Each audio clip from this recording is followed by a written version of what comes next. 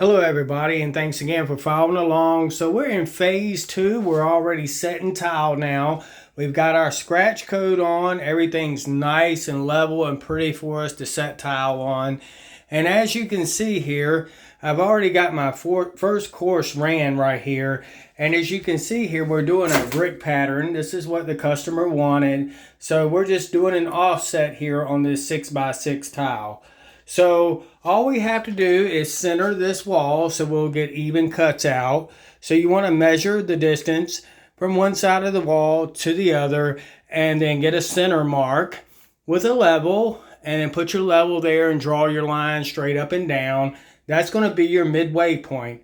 And then you're going to want to stagger off half of 6 inches, which is 3 inches, a half a tile, like I did, and strike you another line up the wall. And you want to use these two lines as guidelines.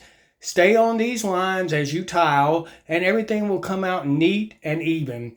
And so the reason I didn't start at the tub is because the tub is unlevel. You do not want to start with a full tile off of the tub because it will not stay square and your tile will not look right. You cut into the tub. So that's why I have 2 square lines here that I'm working off of, and I'll cut into that tub. So that's how it's done. And I'll be back later with showing you how to cut this wall in, how to use a tile cutter, and how to spread thin set, and how to mix thin set, and actually how to set tile. Thanks again for following along, you guys. This is going to be a beautiful tile job. Give me some likes if you like this video. Follow if you like tiling or if you just want to learn.